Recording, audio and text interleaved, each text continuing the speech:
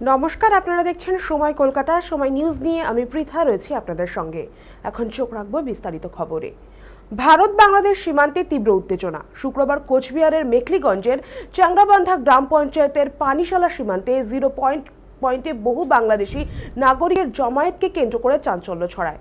স্থানীয় সূত্রে জানা গিয়েছে, ভারতের 134 নম্বর পানিশালা সীমান্তের বিপরীতে বাংলাদেশের লালমনিরহাট জেলার শ্রীরামপুর ইউনিয়নের আউলিয়ারহাট এলাকায় সকাল থেকে বেশ কয়েকজন বাংলাদেশি নাগরিক জড়ো হতে শুরু করেন। সময়ের সঙ্গে সঙ্গে তাদের সংখ্যা বাড়তে থাকে বলে অভিযোগ। খবর পেয়ে দ্রুত ঘটনাস্থলে পৌঁছয় বিএসএফ। ঘটনাকে ঘিরে সীমান্ত এলাকায় বাড়ানো হয়েছে সতর্কতা। এই মুহূর্তে ফোন লাইনে রয়েছেন আমাদের প্রতিনিধি সানি রায়। সানি আরো বিস্তারিত আমাদের জানাবে। সানি, এইভাবে যখন বারবার পশ্চিমবঙ্গের বিভিন্ন জায়গা থেকে সীমান্তবর্তী এলাকা থেকে বাংলাদেশিদের সেখানে ভিড় জমানোর খবর উঠে আসছে, ঠিক একই ঘটনা কিন্তু আবার আমরা দেখতে পাচ্ছি যে উত্তরবঙ্গ থেকে উঠে আসছে, মেখলিগঞ্জ থেকে উঠে আসছে। ঠিক কি কারণে তারা ভিড় জমাচ্ছিল, কি হয়েছে, তুমি যদি বিস্তারিত জানাও।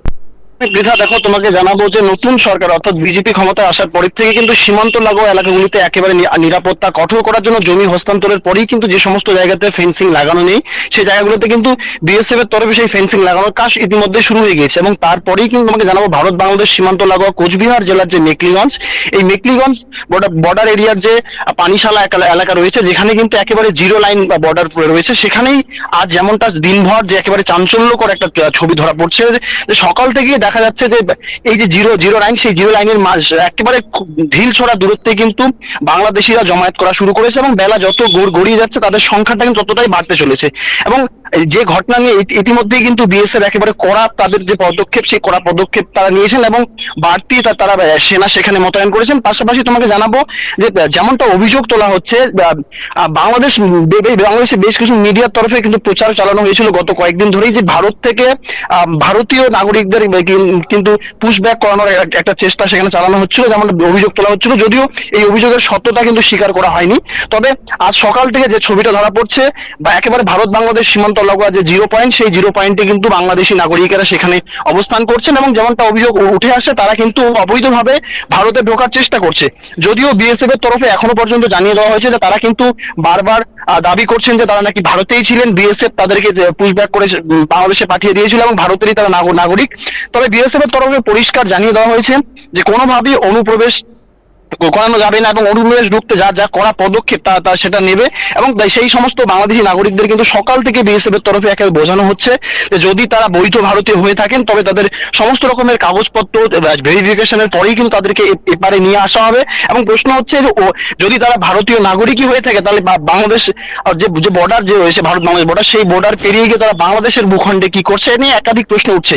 যদিও ইতিমধ্যেই মেখলিগঞ্জের যে নবনির্বাচিত বিধায়ক অর্থাৎ দধিরাম রায়, তিনি কিন্তু ঘটনাস্থল পরিদর্শন করেছেন এবং তিনি গোটা বিষয়টি পরিষ্কার করেছেন যে কোনোভাবেই কোনো রকম বাংলাদেশিকে ভারতে ওইভাবে প্রবেশ করতে দেওয়া হবে না এবং বিএসএফ কড়া পদক্ষেপ নিয়েছে।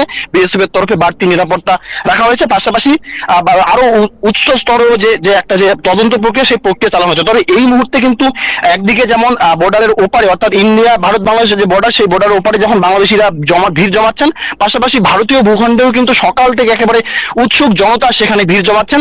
পাশাপাশি শুধুমাত্র বিএসএফ এবং পুলিশের তত্ত্বাবধানে না, যে সমস্ত বিজেপি কর্মী সমর্থকরা রয়েছেন মেখলিগঞ্জে, তারাও কিন্তু সেখানে গিয়ে ভিড় জমাচ্ছেন। কারণ তারা দাবি করছেন যে কোনোভাবেই এপারে তাদেরকে নিয়ে আসা হবে না। কারণ তুমি জানো যে মেখলিগঞ্জের এই প্রায় 3 কিলোমিটার মতো এলাকা কিন্তু কোনোভাবে ফেন্সিং নেই, যেখানে শুধুমাত্র বিএসএফ এর স্থল যে বাহিনী, সেই স্থল বাহিনীর কিন্তু একমাত্র কড়া নজরদারি সেখানে এই যে বিভিন্ন ধরনের পাচার থেকে শুরু করে অবৈধভাবে অনুপ্রবেশ করা সমস্ত কিছু কিন্তু রোখার একটা চেষ্টা চালায় বিএসএফ। সেক্ষেত্রে দাঁড়িয়ে আজকের এই ঘটনাকে কেন্দ্র করে আরো কিন্তু বাড়তি নজরদারি চলছে বিএসএফ এর তরফে। পিতা, ধন্যবাদ সানি আমাদের সঙ্গে থাকার জন্য। এই ঘটনাকে ঘিরে সীমান্ত এলাকায় ইতিমধ্যে সতর্কতা বাড়ানো হয়েছে এবং পরিস্থিতির উপর নজর রাখছেন বিএসএফ এর ঊর্ধ্বতন অফিসাররা।